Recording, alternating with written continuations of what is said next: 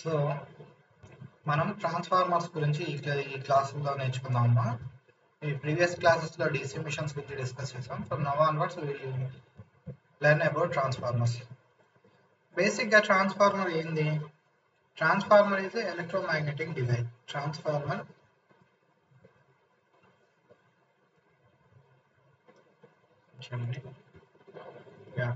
Transformer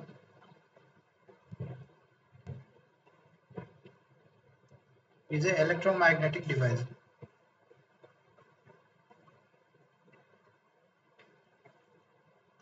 Magnetic device. ఇందులో ట్రాన్స్ఫార్మర్లో మనకి రొటేటింగ్ పార్ట్స్ ఏమీ ఉండవమ్మా. దానికి అందువల్ల మనం దీన్ని ఎలక్ట్రికల్ డివైస్ అంటాం అనమాట. So it is electromagnetic device.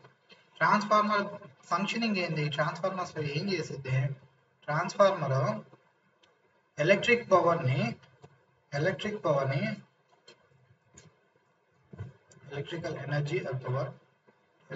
ఎనర్జీని 1 వోల్టేజ్ లెవెల్ నుంచి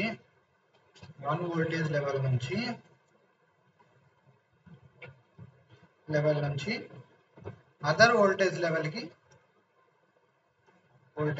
ట్రాన్స్ఫార్మ్ చేసింది at constant frequency.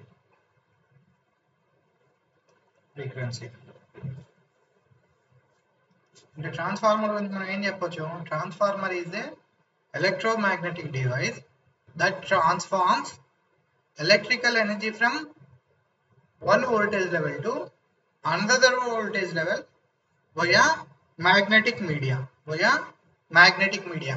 Almost all electrical machines, they transform energy from one energy level to or from one source of energy to another via magnetic media.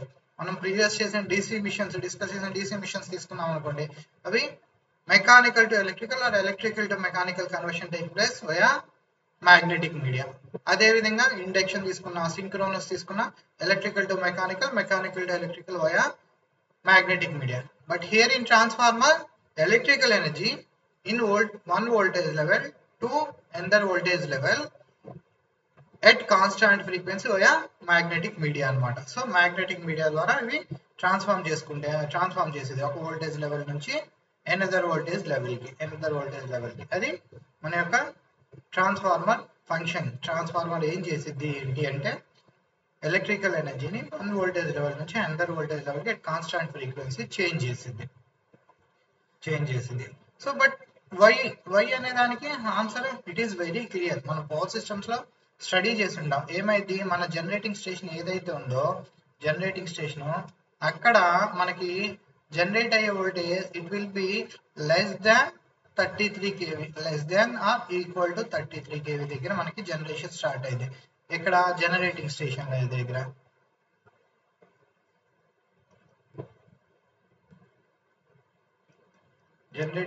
దగ్గర less than 33 kV దగ్గర మనకి start అయింది అనమాట generation. అదే user end దగ్గరకు వచ్చే వరకు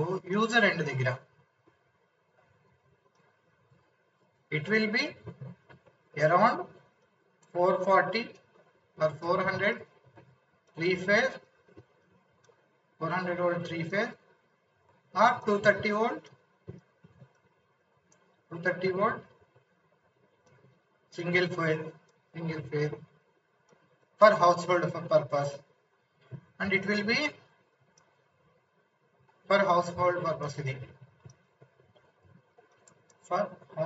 purpose and it will be somewhat around 3.3 kV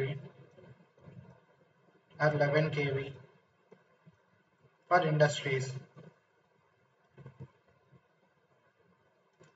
ఈ లెవెల్లో మనకి యూజ్ అయింది.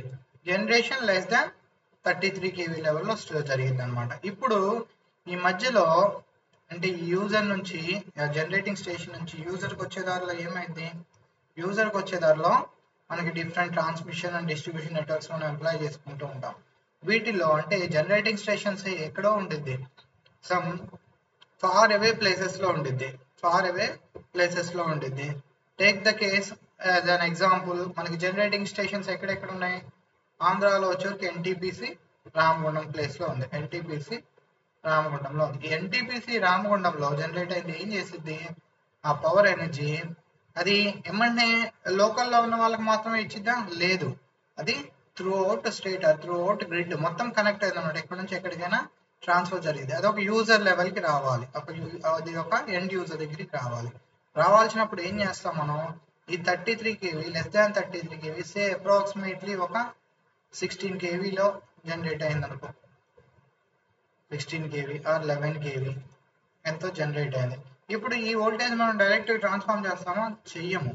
ఏం చేస్తాం మనం? ఈ వోల్టేజ్ లెవెల్ని ఏం చేస్తాం మనం? ఈ వోల్టేజ్ లెవెల్ని డైరెక్ట్ ట్రాన్స్ఫార్మ్ చేయకుండా స్టెప్ అప్ చేస్తాం అనమాట. స్టెప్ అప్ చేస్తాం. ట్రాన్స్ఫార్మర్ పెట్టి స్టెప్ అప్ చేస్తాం. స్టెప్ అప్ చేసి ఏం చేస్తాం? It will be say 132 kV or 220 kV or 400 kV ఆ లెవెల్స్లో తీసుకొచ్చుకొని నెక్స్ట్ ఫర్దర్ స్టెప్ అప్ చేసుకుంటాం. 765 kV ఫర్దర్ స్టెప్ అప్ చేసి 765 kV అరౌండ్ తీసుకొని నెక్స్ట్ మనం దాన్ని డిఫరెంట్ ట్రాన్స్మిషన్ నెట్వర్క్స్ ద్వారా డిఫరెంట్ సబ్స్టేషన్స్ పంపిస్తాం. లోడ్ సెంటర్స్కి ఆర్ సబ్స్టేషన్స్కి పంపించి అక్కడ నుంచి మనకు కావాల్సిన లెవెల్స్కి స్టెప్ డౌన్ చేసుకుంటాం. సేమ్ ఎంత? 132 kV ఆర్ 33 kV లెవెల్కి స్టెప్ డౌన్ చేసుకున్నాం అనుకోండి. 33 kV లెవెల్స్కి స్టెప్ డౌన్ చేసుకొని దాన్ని ఫీడ్ చేసుకొని అక్కడ నుంచి మళ్ళీ again what we will do? Step down to 440 level ఇట్లా చేసుకుంటాం అన్నమాట. ఇది ఈ ప్రాసెస్ అంతా ఎందుకు చేస్తాము? Very simple reason. if we transform power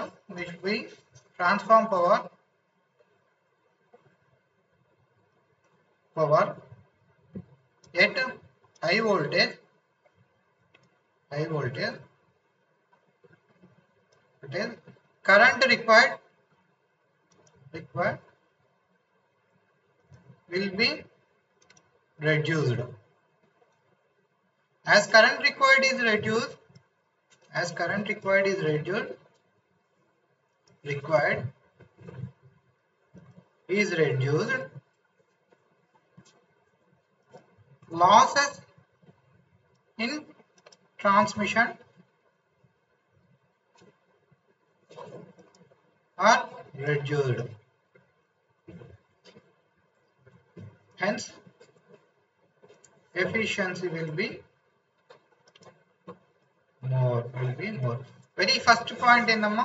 high voltage levels ఎందుకు ట్రాన్స్మిషన్ చేసుకుని ఇట్లా చేసుకుంటాం అంటే, if we transform power at a high voltage level, current will be reduced, as consequences losses will be reduced, hence efficiency will be increased. అంటే మనం power ని high voltages లో transform చేస్తే V into I into cos phi, general గా active power ఏదైతే ఉందో V into I into cos phi, or మనం power complex power ఏదైతే ఉందో S తో డినోట్ చేస్తాం V into I. ఇందులో ఇది కాన్స్టాంట్ S సప్లై చేయాల్సి వచ్చినప్పుడు లేదా కాన్స్టాంట్ P సప్లై చేయాల్సి వచ్చినప్పుడు వీని మనం ఇంక్రీజ్ చేస్తే ఆటోమేటిక్ గా మనకి I అనేది డిక్రీజ్ అవుతుంది, కరెంట్ అనేది డిక్రీజ్ అవుతుంది. కరెంట్ అనేది డిక్రీజ్ అవడం వల్ల మనకి I2R లాసెస్ డిక్రీజ్ అవుతాయి. సో అందుకని మనం స్టెప్ అప్ జనరేటింగ్ స్టేషన్ దగ్గర నుంచి చేసుకొని ట్రాన్స్మిషన్ చేసుకుంటూ ఉంటాము. నెక్స్ట్ వచ్చేవరకు ఏంది? మన వోల్టేజ్ లెవెల్ని పెంచడమే కాకుండా ఎండ్ యూజర్కి ఎంత ఇవ్వాలని చెప్పాము? 400 230 volt for domestic purpose or 33 kV 11 kV at industry purpose. ఈ లెవెల్కి తీసుకురావడానికి ఏం చేస్తాము? సో అప్ చేసిన 765 kV కానివ్వండి ఆర్ 400 kV కానివ్వండి, 220 kV కానివ్వండి, 132 kV కానివ్వండి, వాటిని ఎండ్ యూజర్ వోల్టేజ్ లెవెల్కి ఈక్వల్గా తీసుకురావాలి. I mean 400 volt or 3 phase for household purpose, 3.3 kV or 11 kV for industrial purpose. ఇవి 3.3 kV 11 kV అనేవి 3 ఫేజ్ అమ్మా. ఈ రేటింగ్స్ తీసుకురావాలి అంటే ఇది మళ్ళీ మన వోల్టేజ్ యొక్క రేటింగ్ ని హైయర్ లెవెల్ నుంచి లోవర్ లెవెల్ కి రెడ్యూస్ చేయాలి. ఈ పర్పస్ లో ఈ పనులన్నీ చేయడానికి మనం వాడే ఎలక్ట్రికల్ డివైస్ పేరు ఏందమ్మా? ఎలక్ట్రికల్ డివైస్ పేరు దట్ ఈస్ ట్రాన్స్ఫార్మర్. ట్రాన్స్ఫార్మర్ ఏం చేసిద్దమ్మా? It will transfer power from one voltage level to electrical power from one voltage level to higher voltage level via magnetic media. ఇది ట్రాన్స్ఫార్మర్. అసలు ఎందుకు transformer పెడతాం, ఏంది పర్పస్ అవి అంటే బేసికల్లీ ఈ ట్రాన్స్ఫార్మేషన్ చేసుకోవడం అన్నమాట, 1 voltage level to higher voltage level. So transformers లో మనం వాడే పర్పస్ ని బట్టి ఇవి మెయిన్ ట్రాన్స్ఫార్మర్స్ అమ్మా. మనకి పవర్ ట్రాన్స్ఫార్మర్స్ మెయిన్ పర్పస్ ఇవి. అదే విధంగా ట్రాన్స్ఫార్మర్స్ మనం వాడే పర్పస్ ని బట్టి మనం డిఫరెంట్ కేటగిరీస్ చేసుకుంటూ ఉంటాం అన్నమాట. మెజరింగ్ ట్రాన్స్ఫార్మర్స్ అని, ఇన్స్ట్రుమెంట్ ట్రాన్స్ఫార్మర్స్ అని, వెల్డింగ్ ట్రాన్స్ఫార్మర్స్ అని, కన్స్ట్రక్షన్ బేసిస్ మీద single phase transformers, number of phases మీద, కన్స్ట్రక్షన్ బేసిస్ మీద షెల్, కోర్, అట్లా డిఫరెంట్ టైప్స్ ఆఫ్ ట్రాన్స్ఫార్మర్స్ ఉంటాయి. So first let us quickly look into the working principle of transformer. For that, let me rub this quickly.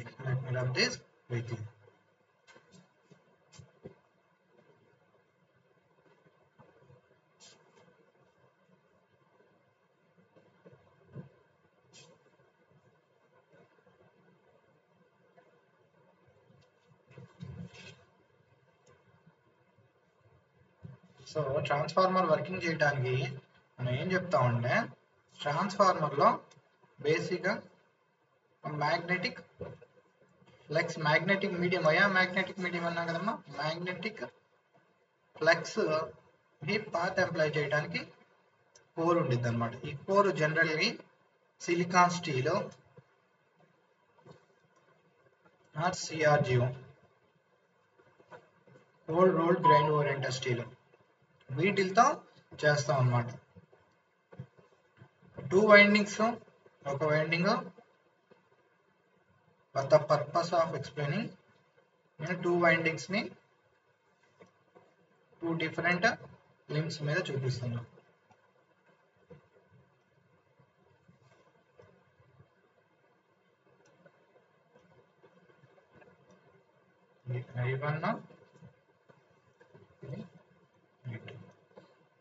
So transformer లో ఒక core ఉంటుంది and windings ఉంటాయి. 2 windings ఉన్నప్పుడు ఏ winding అయితే మనం input side voltage ఇస్తున్నామో దాన్ని primary winding అంటాం. అంటే ఇన్పుట్ దేనికైతే ఇస్తున్నామో మనం, ఇన్పుట్ సైడ్ దేనికైతే ఇస్తున్నామో దాన్ని మనం ప్రైమరీ వైండింగ్ అంటాం. ఇది ఇన్పుట్ సైడ్, దీనికి సప్లై ఫీడ్ చేస్తాం అనుకుంటే మనం, ఇది సప్లై ఇస్తున్నాం అనుకుంటే ఇది ప్రైమరీ వైండింగ్. సో ఎటు సైడ్ నుంచి అయితే లోడ్ కనెక్ట్ చేస్తున్నామో అది సెకండరీ వైండింగ్ అన్నమాట. అది సెకండరీ వైండింగ్ ఇదన్నమాట. ఇది ట్రాన్స్ఫార్మర్ మనం జనరల్ గా ఇలా చూపిస్తూ ఉంటామండి. వర్కింగ్ వచ్చే వరకు Faraday's law of electromagnetic induction basis మీద వర్క్ అయ్యింది. Faraday's law of electromagnetic induction ఏం చెప్తుంది? whenever a conductor links with change of magnetic flux, whenever a conductor links with change of magnetic flux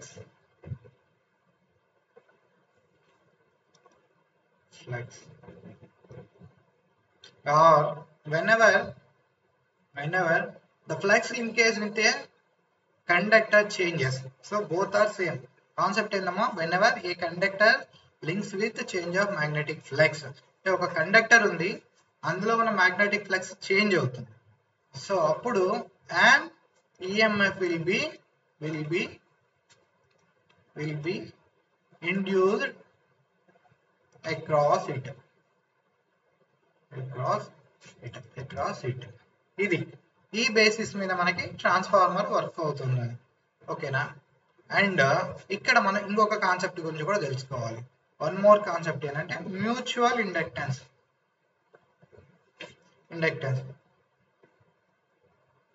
mutual inductance అంటే ఏంటి? మనకి ఇక్కడ two coils ఉన్నాయి.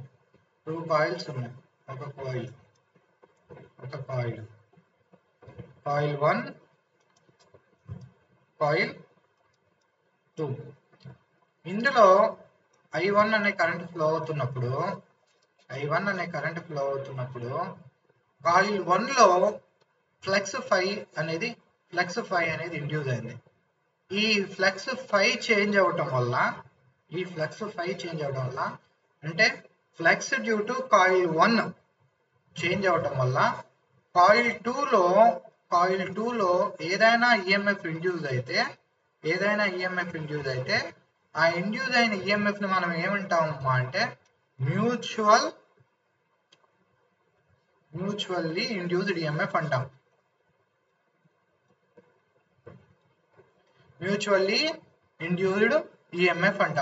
ఈ ఫినోమినన్ ఇక్కడ మన ట్రాన్స్ఫార్మర్ వర్క్ అవడానికి ఉపయోగపడుతుంది.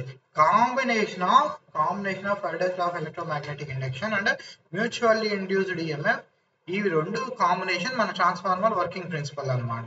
సో మ్యూచువల్ ఇండ్యూస్డ్ ఈఎంఎఫ్ ఏంది concept? EMF induced in coil 2 due to the variation in flux produced by coil 1 is called mutually induced EMF. అదే విధంగా flux EMF induced in coil due to the variation of flux produced by same coil ఉందనుకోండి, దాన్ని self induced EMF అంటాం. అంటే ఏంది? ఇప్పుడు coil I1 లో ఏదైతే ఫ్లక్స్ కాయిల్ 1 లో I1 ఫ్లో అవటం వల్ల ఏదైతే ఫ్లక్స్ I1 ప్రొడ్యూస్ అయిందో, ఈ ఫ్లక్స్ I1 చేంజ్ అవటం వల్ల కాయిల్ 1 లోనే ఒక ఇండ్యూస్డ్ ఈఎంఎఫ్ ఏర్పడింది కదా, as per electromagnetic law, Faraday's electromagnetic law of induction. So ఆ ఈఎంఎఫ్ ని, అంటే కాయిల్ 1 లో I1 చేంజ్ అవటం వల్ల ప్రొడ్యూస్ అయిన ఈఎంఎఫ్, ఇవన్నీ మనం సెల్ఫ్ ఇండ్యూస్డ్ ఈఎంఎఫ్ అంటాం. అదేవిధంగా కాయిల్ 2 లో ఫ్లక్స్ I1 చేంజ్ అవడం వల్ల ప్రొడ్యూస్ అయిన ఈఎంఎఫ్ E2 ని మనం మ్యూచువల్లీ ఇండ్యూస్డ్ ఈఎంఎఫ్ అని చెప్పేసి అంటాం. ఈ ఫినోమినన్ అకరెన్స్ అయిన వీటిని mutual inductance and self inductances గా మనం చెప్తాం అన్నమాట. సో ఈ రెండు ప్రిన్సిపల్స్ కంబైన్డ్ గా మనకి ఏం చేస్తాయి అంటే ట్రాన్స్ఫార్మర్ వర్కింగ్ కి యూజ్ అవుతాయి. ఏమేమమ్మా? ఫస్ట్ది Faraday's electromagnetic law of induction, సెకండ్ది mutually induced EMF. First ఏం చెబుతుంది? whenever a conductor links with change of magnetic flux an EMF will be induced across it అని చెప్పేసి Faraday's law of electromagnetic induction చెప్తుంది. అదే విధంగా మ్యూచువల్లీ ఇండ్యూస్డ్ EMF ఏం చెప్తుంది? whenever an EMF induced across a coil due to the change of flux produced by another coil is mutually induced EMF. ఈ రెండు మనకి ట్రాన్స్ఫార్మర్ యొక్క వర్కింగ్ కి కారణం అవుతుంది అన్నమాట. ఎట్లా? Let us study it in detail. So first let me write what I have written.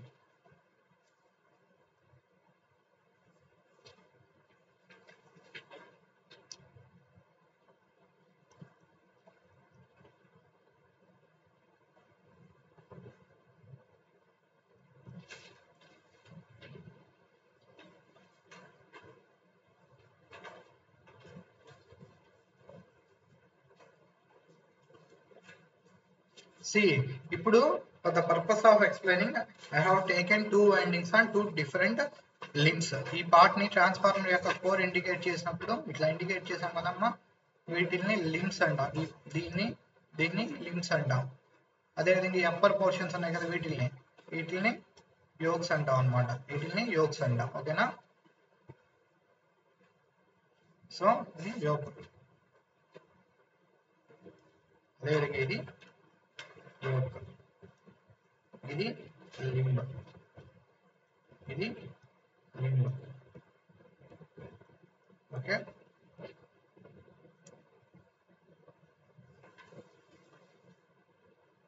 So two different limbs మీద నేను ట్రాన్స్ఫార్మర్ ని యొక్క టూ వైండింగ్స్ ని చూపించాను. ఇప్పుడు సప్లై ఇచ్చేదాన్ని ఏమంటామని చెప్పాను? ప్రైమరీ వైండింగ్ అంటాం. ప్రైమరీ వైండింగ్ అక్రాస్ గా వోల్టేజ్ సోర్స్ V1 కనెక్ట్ చేశారు. దానివల్ల కరెంట్ ఏమైంది, I1 ఫ్లో అయింది. ఈ voltage source V1 sinusoidally varying nature, sinusoidally varying or alternating voltage source అన్నమాట. అప్పుడు ఏమైంది, current as V1 is sinusoidally varying, it will produce I1 which is also sinusoidally varying. వీటి దీనివల్ల ఏమైంది, మనకి ప్రైమరీ కాయిల్ లో N1 టర్న్స్ ఉన్నాయి అనుకుంటే N1 will be number of turns in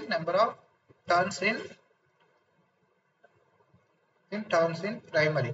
అదే విధంగా N2 will be number of turns in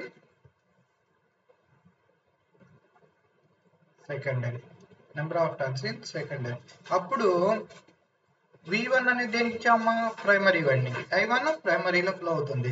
దీనివల్ల N1 into I1 అనే MMF అనేది which is also sinusoidally varying అనేది మనకి ఈ ప్రైమరీ కాయిల్స్ లో ఉంటుంది. N1 into I1.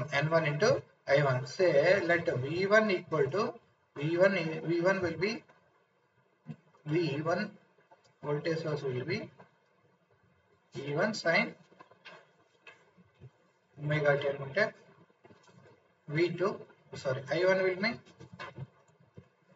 I1 will be equal to I1 cos omega t. As initially let us assume that it has no resistance and no non-linearities. అప్పుడు ఏమైంది, ఒక coil simple inductive nature, దానివల్ల 90 degrees log అవుతూ current వచ్చింది. So MMF will be N1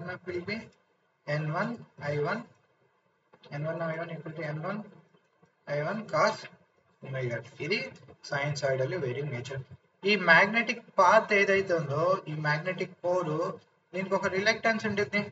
reluctance will be L by U into A, where L is length of magnetic path. ఏదమ్మా length of magnetic path అంటే ఇది మొత్తం. Shall I show it with different color?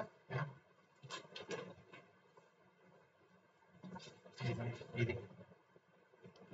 ఇది length. So let me write L length of magnetic path.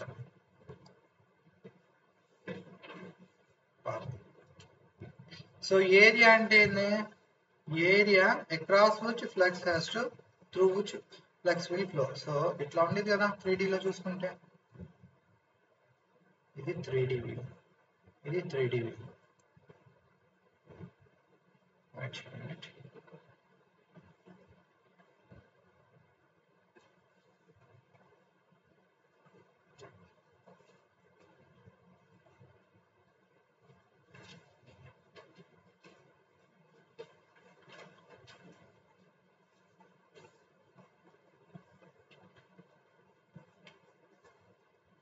So ఇది ఈ area, దీనికి ఇది corresponding ఇక్కడ కూడా ఇది ఈ ఏరియా అన్నమాట. ఇది ఏరియా అంటే అదేవిధంగా ఈ క్వశ్చన్ కరెస్పాండింగ్ ఏరియా అంటే ఎంత ఏరియా క్రాస్ అయితే ఇది మనకి ఫ్లో అవ్వాలో, ఎంత ఏరియా గుండా అయితే మన ఫ్లక్స్ ఫ్లో అవ్వాలో అది area. That will be A. So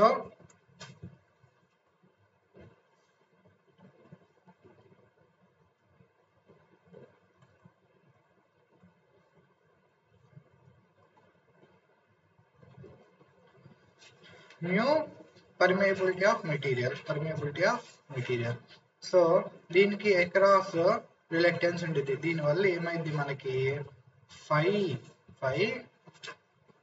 equal to MMF by reluctance, which is also sinusoidally known I1 by reluctance cos omega t. So ఇది మొత్తం 5 max కింద రీప్లేస్ చేస్తే 5 max cos omega t. దీనికి equivalent flux అనేది ఏమైతే, దీనికి equivalent flux అనేది మన ట్రాన్స్ఫార్మర్ లో ఫ్లో అవుతుంది అనమాట. మన ట్రాన్స్ఫార్మర్లో ఫ్లో అయింది. ట్రాన్స్ఫార్మర్లో ఫ్లో అయింది. Wait minute. ఇది యాజ్ యూజువల్ మన transformer. Transformer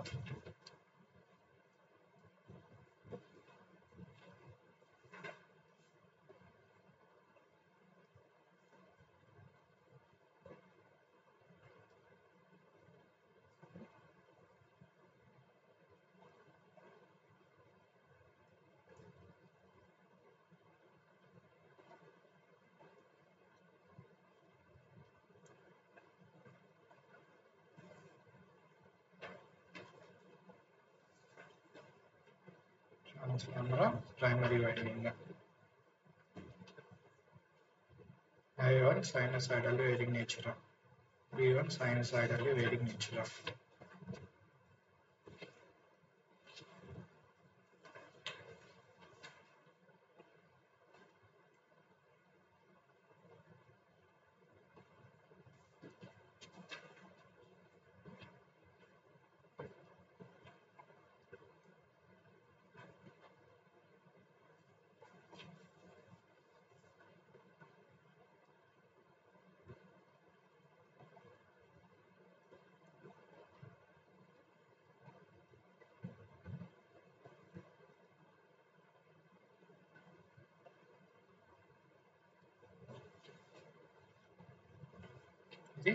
Secondary side.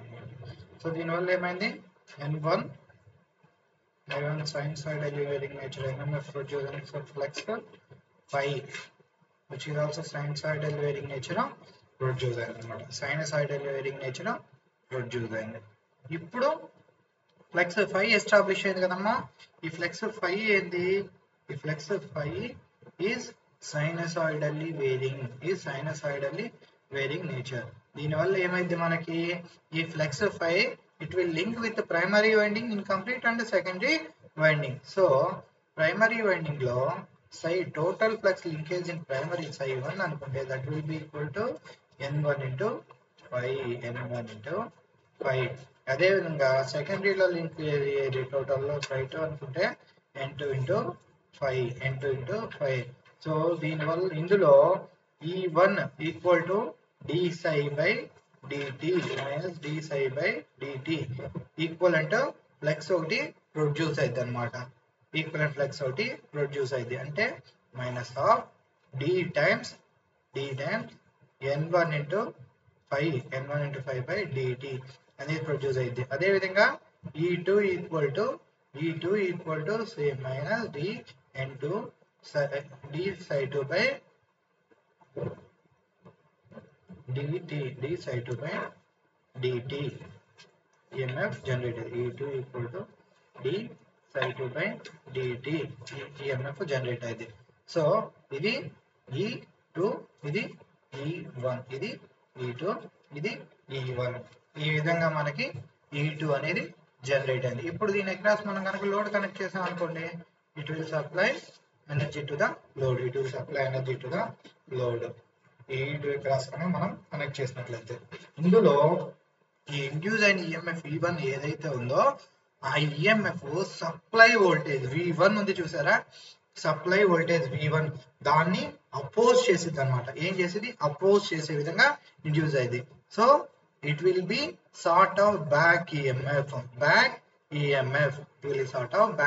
So we call it as back EMF in transformer is nothing but E1. అదే విధంగా E2 అనేది ఏంటమ్మా? E2 is sort of generated EMF. It is mutually induced EMF.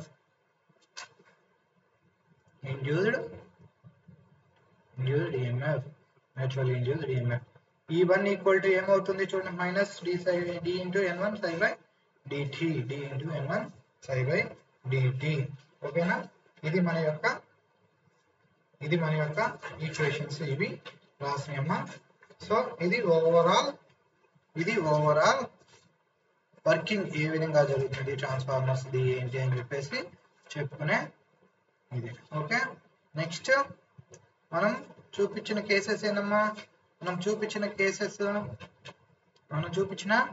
Cases ఏంది? Ideal గా Zoom చేసుకున్నాం transformers కి. Ideal గా assume చేసుకున్నాం. First let us quickly look into the phasor diagram during no load. ఇప్పుడు చూపించింది ఏదైతే ఉందో అది no load. Just I will quickly draw the phasor diagram during no load condition.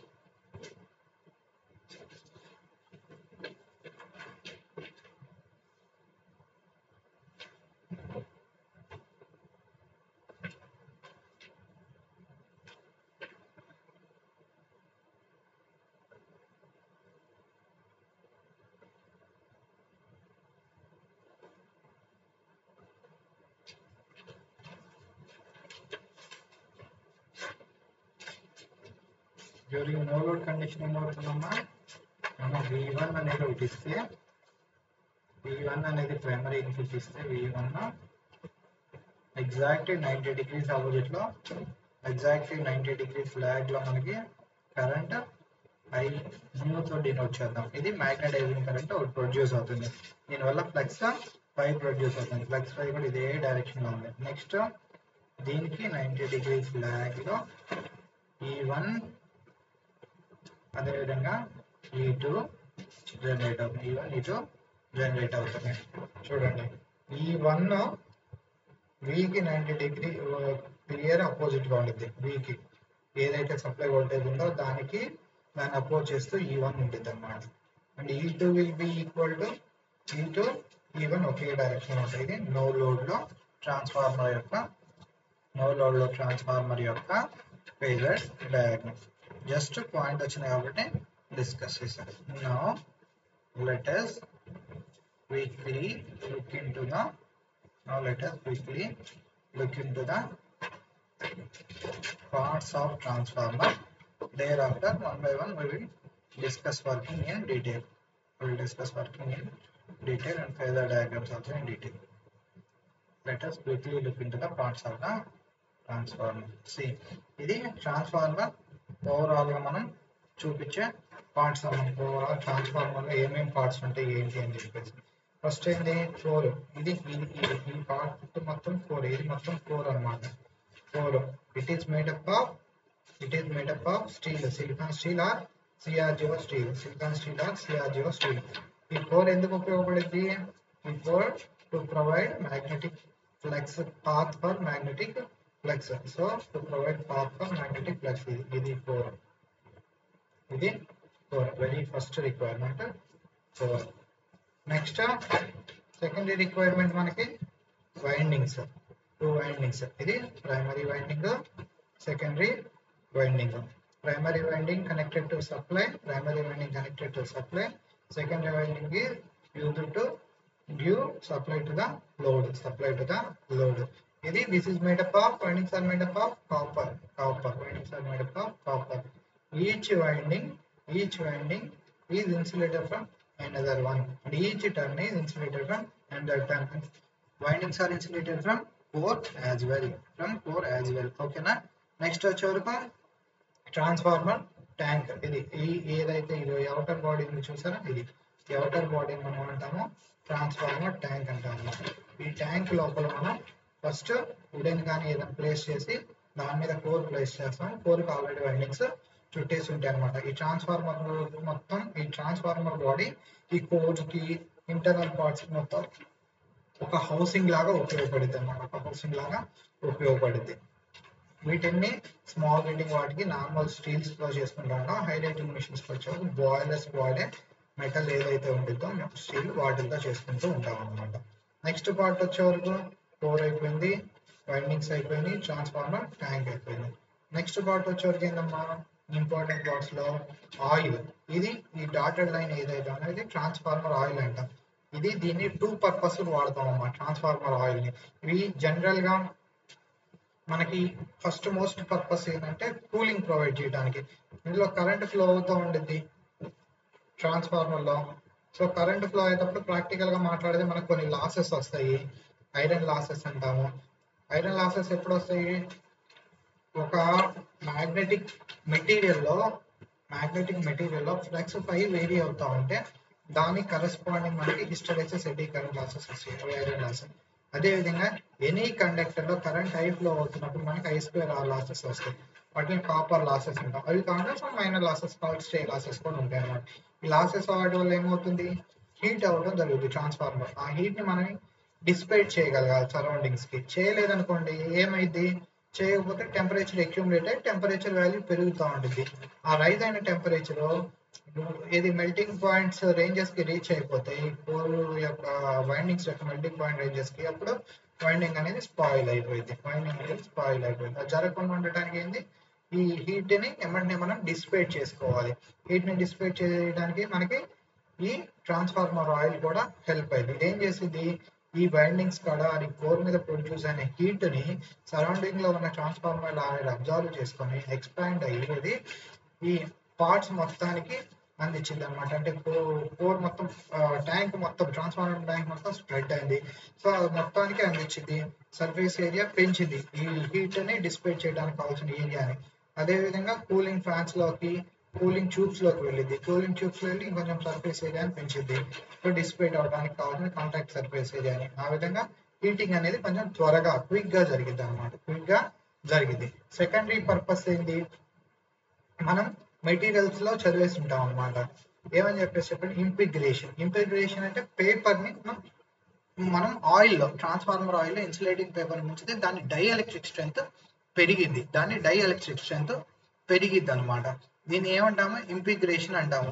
ఆ విధంగా ఇప్పుడు పేపర్ ఇన్సులేషన్ యొక్క డైఎలక్ట్రిక్ స్ట్రెంత్ పెంచడానికి కూడా మనకి ఈ ట్రాన్స్ఫార్మర్ ఆయిల్ ఉపయోగపడుద్ది.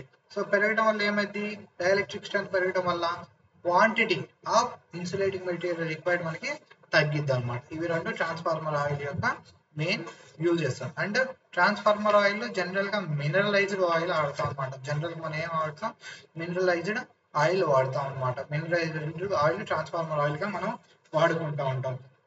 సో నెక్స్ట్ వచ్చేవరకు ఏందమ్మా, మనకి ట్రాన్స్ఫార్మర్ ఆయిల్ అయిపోయిన తర్వాత కూలింగ్ ట్యూబ్స్ ఎందుకు వాడతాము, ఈ cooling tubes or radiator arrangements కూడా వాడుతూ ఉంటాం. రేడియేటర్ అరేంజ్మెంట్స్ ఇవి దేనికి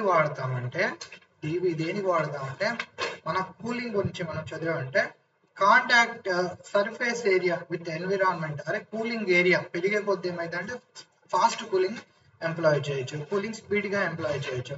సింపుల్ ఎగ్జాంపుల్ ఎట్లా అంటే, మన హాట్ వాటర్ ఉంటాయి కదా, హాట్ మిల్క్ తీసుకొని అది ఒక పొడవుగా ఉన్న ఒక గ్లాస్ లో పోసాం అనుకోండి, అది కూల్ అవడానికి టైం అబ్జర్వ్ చేయండి. నెక్స్ట్ సేమ్ వెడల్పుగా ఉండే పళ్ళెం లాంటి దాంట్లో పోసి కూల్ అవడానికి అయ్యే టైం అబ్జర్వ్ చేయండి. ఈ పళ్ళెం లాంటి దాంట్లో పోసినప్పుడు ఏదైతే ఉందో ఆ కూలింగ్ అరేంజ్మెంట్ అది త్వరగా కూల్ అయింది. ఎందుకంటే విత్ అట్మాస్ఫియర్ మనకి ఎక్స్పోజ్ అయ్యే ఏరియా ఏదైతే ఉందో ఆ ఏరియా పళ్ళెం లాంటి అరేంజ్మెంట్ లో మనకి పెరగడం వల్ల క్విక్ గా కూల్ అవుతుంది. అదే గ్లాస్ లాంటి అరేంజ్మెంట్ లో మనం పోసినప్పుడు ఏమవుతుంది, దాని ఏరియా తక్కువ ఉండిద్ది అనమాట. సో మనకి లేట్ గా కూల్ అవుతుంది. ఆ విధంగా ఏరియా పెంచడానికి cooling tubes or radiating tubes అని మనం యూజ్ చేసుకుంటూ ఉంటాం అనమాట. Cooling tubes or radiating tubes అని మనం యూజ్ చేసుకుంటూ ఉంటాము. నెక్స్ట్ వచ్చే వరకు ఇది వెంటిలేషన్ ఎక్స్ప్లోజన్ వెంట్ అనమాట. ఎక్స్ప్లోజన్ వెంట్, ఇప్పుడు లోపల by mistake any spark ignite అయింది,